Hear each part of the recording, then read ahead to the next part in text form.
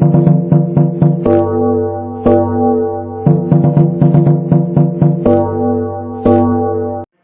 आप सब? बढ़िया हैं, मज़े में हैं।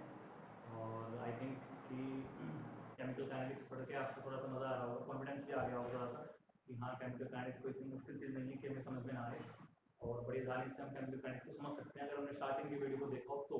ठीक है, तो जिन बच्चों ने आज ये वीडियो देखा है पहली बार, उनको उम्मीद है, उससे रिक्वेस्ट करता हूँ कि पहले वो मेरी पहली वीडियोज़ को जाके देख लें, ताकि आपको केमिकल काइनेटिक्स का थोड़ा सा इंट्रोडक्शन मिल जाए अच्छे से, क्या हमने पीछे पढ़ा है, ताकि जब नया टॉपिक मैं आपको समझाऊं तो उसमें आपको किसी तरह की कोई प्रॉब्लम ना आए।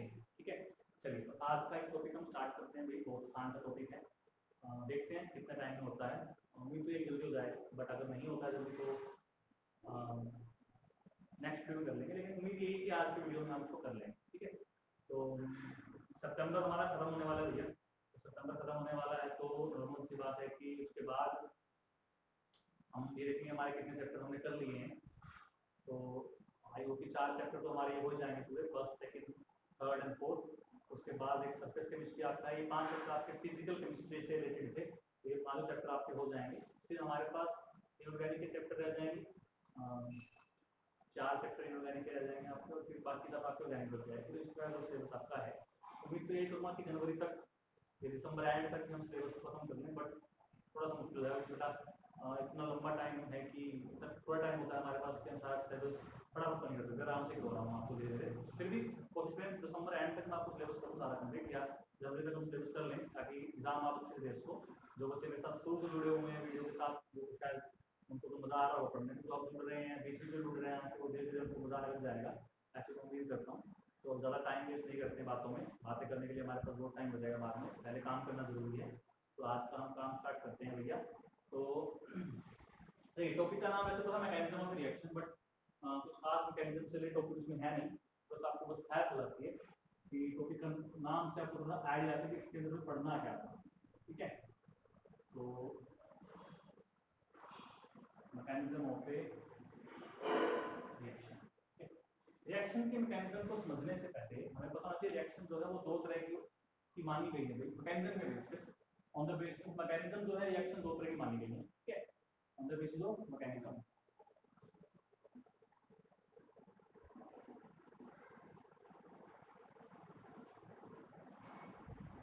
reactions are of two types, two type. ठीक है, और वो टू टाइप की रिएक्शंस क्या हो सकती हैं मैकेनिज्म के बेस पे। एक तो आपकी होती है एलिमेंट्री रिएक्शन,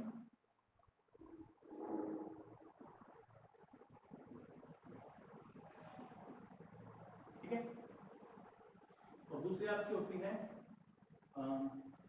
कॉम्प्लेक्स रिएक्शन। ठीक, तो दो तरह की रिएक्शंस आपकी होती हैं, एलिमेंट्री रिएक्शन और कॉम्प्लेक्स रिएक्शन। वो आसान सा मतलब है इनका। ऐसी रिएक्शंस जो सिंगल स्टेप में कंप्लीट हो जाएं, ऐसी रिएक्शंस को बोलते हैं elementary reactions, the reactions which completes in the reactions which complete in a single step,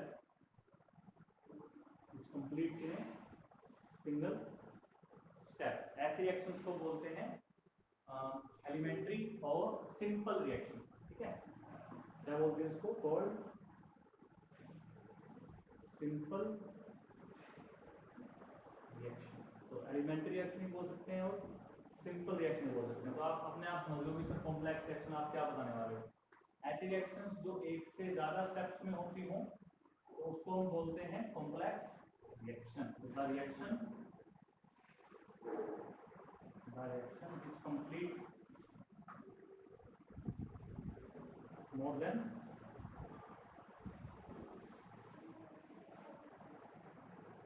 one step, ऐसे रिएक्शंस को हम बोलते हैं कॉम्प्लेक्स रिएक्शन। ठीक है, यहाँ तक आई थिंक आपको समझ में आ गया होगा। दो तरह की रिएक्शंस हमें पढ़नी होती है मैकेनिज्म के अकॉर्डिंगली। कुछ रिएक्शंस को हम सिंपल रिएक्शन बोल देते हैं, एलिमेंट्री रिएक्शन बोल देते हैं, और कुछ रिएक्शंस को हम कॉम्प्लेक्स रिएक्शन बोल देते हैं। जैसे कि अगर मैं आपको एग्जांपल की बात यहाँ पे करूँ तो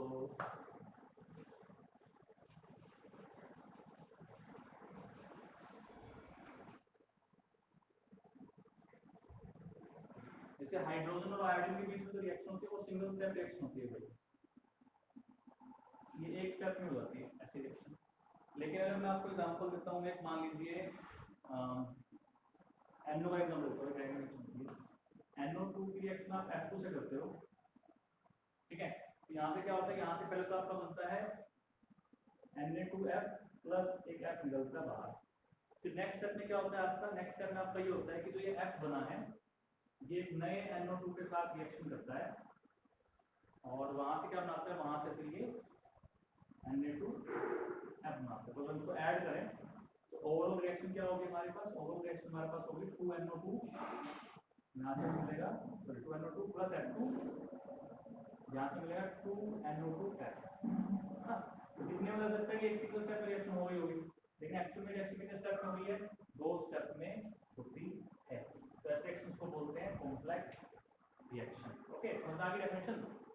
चलिए अब इसी के बेस पर एक टर्म हमें पढ़नी है जो बहुत इंपॉर्टेंट टर्म है, हालांकि ज़्यादा यूज तो नहीं है इसका कहीं पे हमारे लिए, बट फिर भी आपसे एग्जाम में अगर पूछ लेते हैं, वो डेफिनेशन पूछ ली या कोई न्यूमेरिकल के अंदर यूज कर लिया वर्ड उसका, तो उसके उस पर थोड़ा सा इंपॉर्टेंस बन जाता है, वरना तो खास इंपॉर्टेंस की है नहीं। वो आता है मोलिकुलैरिटी ऑफ रिएक्शन।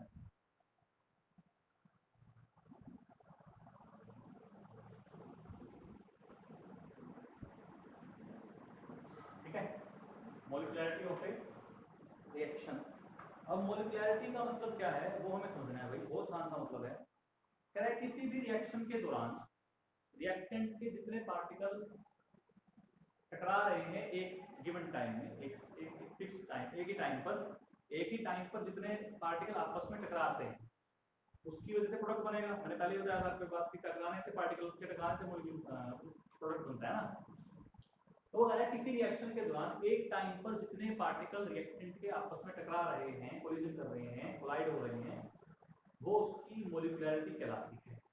यहाँ पे बात समझ आ गई, सिंपल सी बात है। तो यहाँ से हमारे पास मोलिकुलैरिटी की डेफिनेशन क्या बनती है कि नंबर ऑफ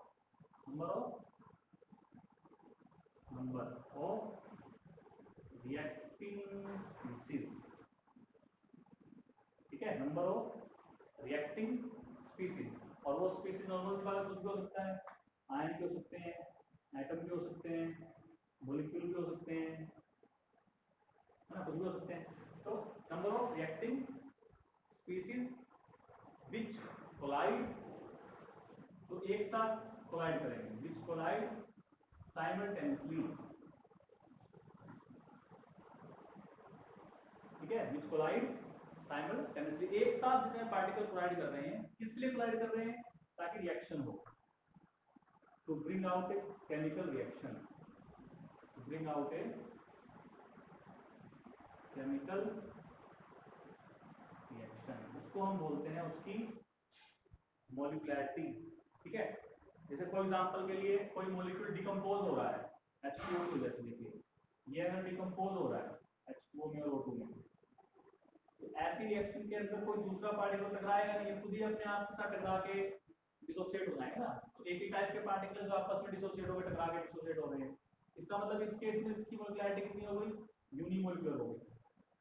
तो जिसकी मोलिकुलैरिटी एक होती है उसको यूनिमोलिकुलर बोलते हैं। किसी भी रिएक्शन की मोलिकुलैरिटी 4 से ज्यादा नहीं हो सकती है भाई, 4 भी बहुत रेयर होती है, लेकिन 4 से ज्यादा बिल्कुल भी नहीं हो सकती है। 4 से ज्यादा होने का मतलब ये हो गया कि पार्टिकल जो है वो आपस में 4 से ज्यादा पार्टिकल एक साथ टकरा रहे हैं, जो पॉसिबल नहीं है। अगर आपको किसी की मोलिकुलैरिटी 4 से ज्यादा दिखती है ना, इसका ये मतलब है कि वो रिएक्शन सिंपल रिएक्शन तो नहीं है, वो कॉम्प्लेक्स रिएक्शन में आती है। हाँ, 4 से कम वाले केसेस में आपकी रिएक्शन जो है वो सिंपल हो सकती है या एलिमेंट्री हो सकती है, लेकिन अगर आपको दिखता है कि भाई कॉम्प्लेक्स मोलिकुलैरिटी 4 से ज्यादा बनती है, तो वहां पर हम ये कहेंगे कि वो रिएक्शन आपकी कॉम्प्लेक्स हो सकती है। मैं आपको एग्जांपल और दे देता हूं जो आपका मोलिकुलैरिटी को थोड़ा सा और अच्छे से एक्सप्लेन कर देगा कि मोलिकुलैरिटी क्या हो सकती है। जैसे फॉर एग्जांपल देखिए मेरे पास NO है, और NO की रिएक्शन अगर आप ऑक्सीजन के साथ करते हो, यहाँ से आपको क्या मिलता है, बल्कि O3 साथ करिए ज़्यादा बेटर रहेगा। O3 से करते हो तो यहाँ से आपको मिलता है NO2 और आपको मिलती है O2 गैस, ठीक है, ये आपका प्रोडक्ट होता है। तो यहाँ पर जो मॉलिक्यूल टकरा रहे हैं, एक तो ये टकरा रहा है और ये टकरा तो 1 और 1 कितने हो गए 2, तो इसको बोलते हैं बाय मॉलिक्यूलर। ठीक है, यानी मॉलिक्युलरिटी निकालने का तरीका ये है सिंपल रिएक्शन के लिए, एलिमेंट्री रिएक्शन के लिए, कि जो उनके स्टोइकियोमेट्रिक कोएफिशिएंट हैं सिर्फ उनको देख लो और उनको ऐड कर दो, उनसे उसकी मॉलिक्युलरिटी जो है वो आ जाएगी। अब ये भी कर सकते देखो हम कि 2NO प्लस O2, यहाँ से 2NO2 बनता है, यहाँ 2 है, यहाँ 1 है, तो यहाँ मॉलिक्युलरिटी कितनी होगी, यहाँ मॉलिक्युलरिटी आपकी 3 हो गई है।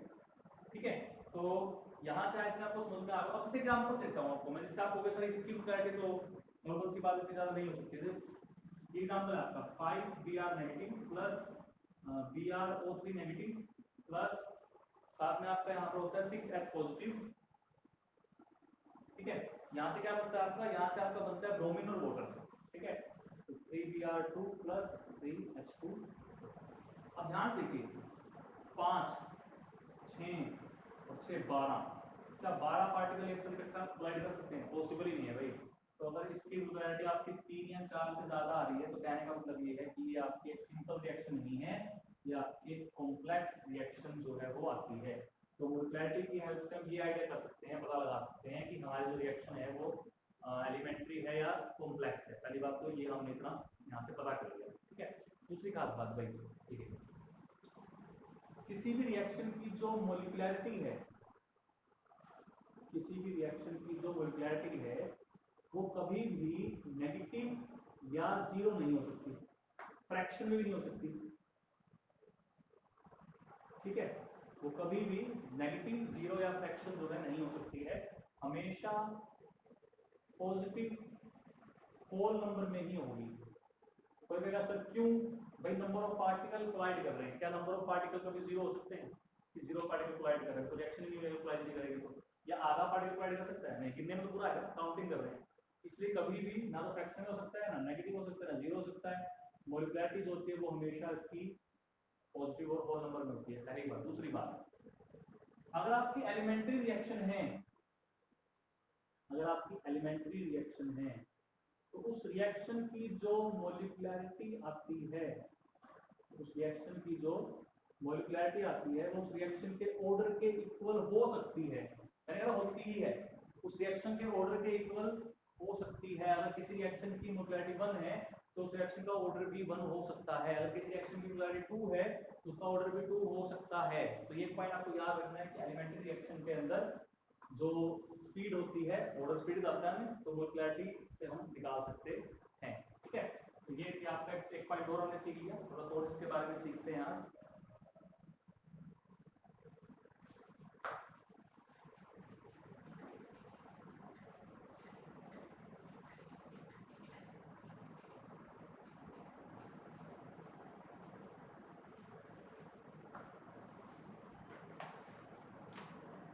इसके अलावा अगर हम बात कर रहे हैं कॉम्प्लेक्स रिएक्शन की, तो अगर आप कॉम्प्लेक्स रिएक्शन में मॉलिक्युलरिटी निकालनी तो कैसे निकालेंगे, और कॉम्प्लेक्स रिएक्शन के लिए ऑर्डर निकालना हो तो कैसे निकालेंगे वो भी हम सीखते हैं। मान लीजिए मेरे पास ए और बी है, इससे सी बना, फिर सी को डी से कंबाइन किया तो ई बना, फिर ई को एफ से कंबाइन किया तो जी बना। इस तरह से मान लिया, हो सकता है यहाँ 2 कर रखा हो, हमने यहाँ 2 कर लिया, यहाँ मान लीजिए हमने 4 कर लिया, यहाँ मान लीजिए हमने 5 कर लिया। इस तरीके से 100 की मिनट अलग अलग है, 4 तो रहने दीजिए, यहाँ 1 ही कर लीजिए, इसको 3 कर लीजिए, या 2 ही कर लीजिए, इसको ऐसे कर लीजिए। ठीक है, कॉम्प्लेक्स रिएक्शन की जो मॉलिक्युलरिटी होती है वो हम कैलकुलेट नहीं कर सकते हैं भाई, किसी भी कॉम्प्लेक्स रिएक्शन की मॉलिक्युलरिटी कैलकुलेट नहीं की जा सकती है। क्यों? ठीक है, ये कॉम्प्लेक्स रिएक्शन है। अब इसमें ये जो स्टेप है ये सिंगल स्टेप है, ये खुद में क्या हुई, एलिमेंट्री रिएक्शन। ये खुद में क्या हो रही है, एलिमेंट्री रिएक्शन। ये खुद में क्या हो रही है, एलिमेंट्री रिएक्शन, है ना। तो मॉलिक्युलरिटी जो आएगी सिर्फ इसकी आएगी। Molecularity can be calculated only for elementary reaction, ये बात आप ध्यान में रखिएगा। मॉलिक्युलरिटी हम सिर्फ एलिमेंट्री रिएक्शन की निकाल सकते हैं, कॉम्प्लेक्स रिएक्शन की मॉलिक्युलरिटी को हम कैलकुलेट नहीं कर सकते हैं। ठीक, तो इसकी मॉलिक्युलरिटी अलग आएगी, इसकी मॉलिक्युलरिटी अलग आएगी, इसकी मॉलिक्युलरिटी अलग आएगी। तो कॉम्प्लेक्स रिएक्शन में हम अलग अलग स्टेप की मॉलिक्युलरिटी निकालते हैं, ना कि ओवरऑल मॉलिक्युलरिटी निकालते हैं। कोई ऐड भी नहीं करना है, कभी कोई ऐड कर दो, ठीक है, ऐड नहीं करना है। अच्छा, तो उसके बाद आप ऑर्डर कैसे निकालें, देखिए अब ये स्टेप्स हो रहे हैं, ये सभी स्टेप्स की स्पीड सेम नहीं हो सकती भाई। किसी की स्पीड बहुत स्लो होगी, किसी की स्पीड बहुत फास्ट होगी, है ना। हो सकता है कि ये बहुत फास्ट हो जाती हो, लेकिन ये वाली बहुत स्लो होती हो, ठीक है, और ये वाली भी शायद इससे तो फास्ट होती हो। सबसे स्लो कौन सी हो रही है? ये वाली हो रही है, ठीक है। तो किसी भी रिएक्शन का जो स्पीड है कॉम्प्लेक्स रिएक्शन के अंदर, किसी भी रिएक्शन का जो ऑर्डर है, हम ये कहेंगे किसी भी कॉम्प्लेक्स रिएक्शन का जो ऑर्डर है, वो उस कॉम्प्लेक्स रिएक्शन का जो सबसे स्लोएस्ट स्टेप है उस पर डिपेंड करेगा भाई। ये बहुत ध्यान इंपॉर्टेंट पॉइंट है कि order of A reaction for a complex reaction depends on the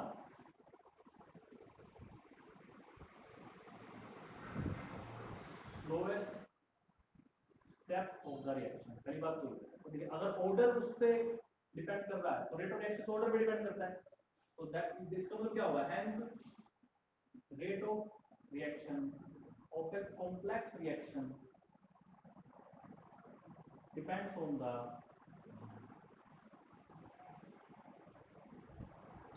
slowest step of the reaction, ठीक है।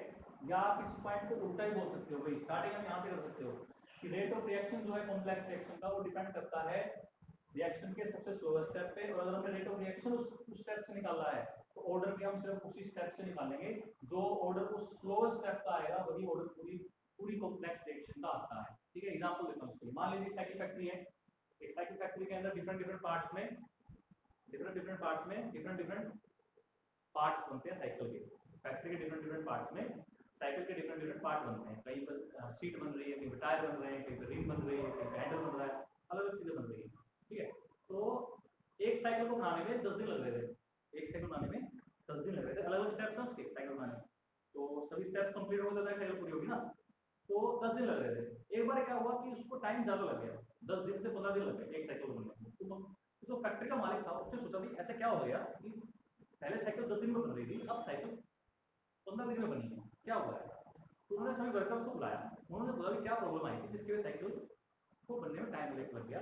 तो सभी ने दूसरे को ब्लेम करना स्टार्ट कर दिया, इसने हैंडल लेट बनाया, इसने सीट लेट बनाया, इसने ये लेट बनाया, इसने लेट बनाया। तो दुकान जो फैक्ट्री का मालिक उसको प्रॉब्लम समझ में नहीं आई भाई, ऐसे तो किसी को भी कोई ब्लेम डाल देगा, तो ऐसे तो मैं किसी को भी नहीं पकड़ सकता हूँ। तो उसने क्या किया, उसने हर पार्ट में सीसीटीवी कैमरे लगा दिए और उसके बाद उसने रिकॉर्डिंग चेक की कि भाई अब देखते हैं कि अब साइकिल करने में लेट कौन करा रहा है, ठीक है। तो उसने ये ऑब्जर्व किया कि जो हैंडल बनाने वाला था वो हैंडल पहले 3 दिन में बनाता था, अब वो उस हैंडल को 5 दिन में बना रहा है। मतलब हैंडल वाला काम जो है वो स्लो हो गया।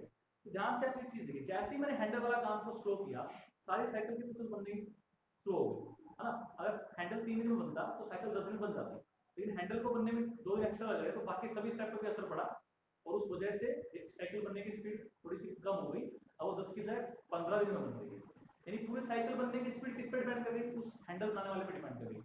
वही बात यहाँ कह रहा है कि भाई अलग अलग स्टेप्स में रिएक्शन हो रही है। अब नॉर्मल सी बात है कि अगर ई स्लो बनता है, अगर ई स्लो बनता है तो ई अगर स्लो बनेगा तो ये रिएक्शन फास्ट कैसे होगी? अब ये जो स्लो बनेगा तो डिपेंड इस पे कर रहा है कि जब ई बनेगा तब ये रिएक्शन होगी। अब अगर ये स्लो बन रहा है तो इसका टाइम लगेगा ज्यादा। इसका मतलब सबसे स्लोएस्ट स्टेप कौन सा होगा? ये हो गया, है ना।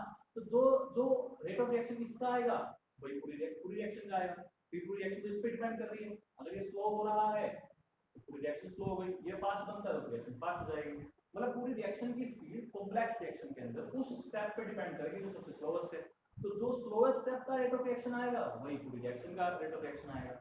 इसका मतलब तो फिर जो ऑर्डर स्लोएस्ट स्टेप का आएगा वही पूरी रिएक्शन का ऑर्डर आएगा। तो वही मैंने आपको लिखा है कि भाई ऑर्डर ऑफ रिएक्शन जो है आपका वो स्लोएस्ट स्टेप पे डिपेंड करता है, और रेट ऑफ रिएक्शन भी जो है कॉम्प्लेक्स रिएक्शन का वो आपका स्लोएस्ट स्टेप पे डिपेंड करता है। अच्छा जी, यहाँ पे बातें समझ आ रही है? चलिए जी, अब मैं आपको डिफरेंस बताता हूँ। पेपर के बाद से डिफरेंस बोल देते हैं कि what is the difference between order and molecularity of reaction. फटाफट मैं डिफरेंस लिख रहा हूँ पहले, उसके बाद फटाफट आपको उसको एक्सप्लेन कर दूंगा, तो आप नोट कर लीजिएगा, ठीक है। चलिए तो फ्रेंड्स, ये है differences between the molecularity and order of reaction. ये आपसे पूछ सकते हैं बोर्ड एग्जाम्स के अंदर भी, और कॉम्पिटिशन के अंदर भी कोई क्वेश्चन बना सकते हैं इसे करेक्ट और इनकरेक्ट स्टेटमेंट के फॉर्म में। तो इसलिए आपको पता होना चाहिए मॉलिक्युलरिटी क्या है, नॉर्मल सी बात है कितनी स्पीशीज कोलाइड कर रही है किसी सिंपल रिएक्शन में, वो मॉलिक्युलरिटी होती है। और ऑर्डर क्या होता है, किसी भी रेट एक्सप्रेशन के अंदर जो कंसंट्रेशन टर्म की पावर का सम होता है वो ऑर्डर होता है। ये कॉम्प्लेक्स सेक्शन के लिए मोबिलिटी निकाल ही नहीं सकते, नॉर्मल सी बात है, लेकिन ये हम दोनों के लिए निकाल सकते हैं, सिंपल के लिए भी और कॉम्प्लेक्स के लिए भी। ये एक थ्योरेटिकल कंसेप्ट है भाई, लेकिन ऑर्डर ऑफ रिएक्शन हमने बताया था पहले, ये हम एक्सपेरिमेंटली ही कैलकुलेट कर सकते हैं। So it is experimental concept. Mobility की वैल्यू मैंने पहले बताया था आपको कि पॉजिटिव होनी चाहिए, होल नंबर होने चाहिए, ये फ्रैक्शन जीरो नेगेटिव पोजीशन हो सकती है। और कॉम्प्लेक्स सेक्शन के लिए मोबिलिटी जो होती है वो वही होगी जो स्लोअर स्टेप का ऑर्डर होगा। यहाँ पर ऑर्डर जो है वो कैसे निकाल सकते हैं, स्लोअर स्टेप से निकाल सकते हैं मोबिलिटी को इन तरीके से। तो ये आपके कुछ डिफरेंसेस थे मोलिकुलरिटी के बीच में, ऑर्डर के बीच में। यहाँ तक का टॉपिक हमने कर लिया, फिजिकल कंसेप्ट सारा ये हम डिस्कस कर लिया। नेक्स्ट वीडियो में हम अब स्टार्ट कर रहे हैं भाई, बहुत ही इंपॉर्टेंट ही टॉपिक है वो आपका, डेरिवेशंस आएंगे और उससे रिलेटेड न्यूमेरिकल्स भी आएंगे बहुत सारे, तो बहुत इंपॉर्टेंट टॉपिक है, उसको छोड़िए मतलब सब, तो वो हम करेंगे हम नेक्स्ट वीडियो में। तब तक के लिए बने रहिए कैमरा के साथ। आज का टॉपिक सिर्फ इतना ही था, काफी था मेरे ख्याल से। आई होप कि आपको अच्छा लगा होगा, समझ में आया होगा केमिकल काइनेटिक्स, थोड़ा सा कॉन्फिडेंस आपको आने लग गया होगा, कैसे मैं कर रहा हूँ आपसे। तो बातें करते हैं हम कल, तब तक के लिए बने रहिए मेरे साथ, that is Sushil Jain and with Chemveda. और चैनल को शेयर सब्सक्राइब लाइक कर दीजिए यार, करने में क्या जाता है, करवाइए भी, करिए। तो मिलते हैं ब्रेक के बाद।